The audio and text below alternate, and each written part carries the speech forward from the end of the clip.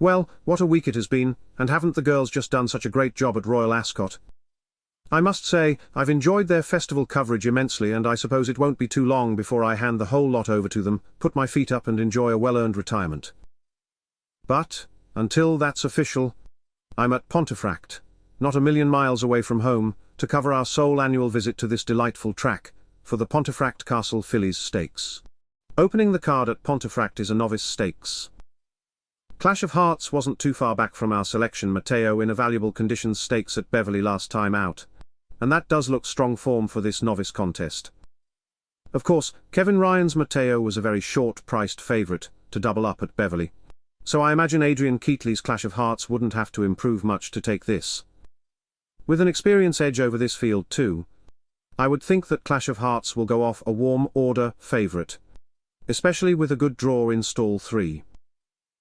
Tim Easterby's Excessive should come on for his debut run under rules at Carlisle and the step up to 6 furlongs, but Clash of Hearts is the one.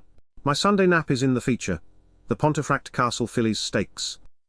I thought Rafe Beckett's Revoir put in a really good shift in the listed Hedge of Oak Stakes at Haydock Park last time out, so gets the nudge from me to go one better here. Only beaten in the final half furlong by Ed Walker's Dreamer Sar, maybe this return to the mile-and-a-half trip will eke out a bit more, and judged by her fine third over this trip in a Group 3 at Newmarket last September, this could be her ideal trip. Ed Bethel's Coedana is always going to put in a big late effort after being held up, while William Haggas's Orionis is progressive and possibly the main danger. My next best is next up, in the Pontefract Cup Handicap. Jed O'Keefe's Trojan Soldier has been in top-class form this early summer, and looks to notch up a 4-timer with a win here. Running under a penalty for his latest win here over just a furlong less, it's hard to see who can peg this son of Ulysses back in his current spell of form, but Charlie Johnston's Sax Appeal could be the one to make race of it, though still gives Trojan Soldier £8, and I just wonder if Jed O'Keefe's charge is still ahead of his mark. Trojan Soldier to score in the 4-timer, with Sax Appeal the best of the rest. Earlier on, in the Ponty Premiership Points Mean Prizes Handicap, I'll take a speculative chance on David O'Meara's Goyard, with Danny Tudhope aboard, making my decision easier in this ordinary-looking contest.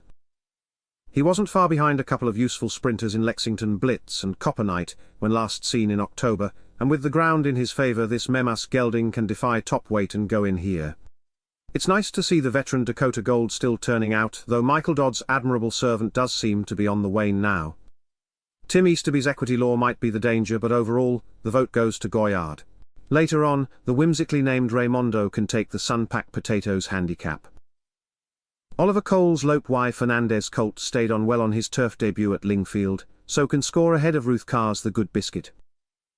With the notable booking of Tom Marquand on the selection, some progression must be on the cards.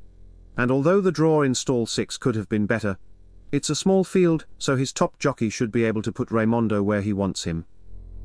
The Good Biscuit had a busy time of it from the back end of April, with 4 runs within 5 weeks, so it is taken on trust this 60s icon gelding is refreshed, but Raymondo is totally unexposed and gets the vote.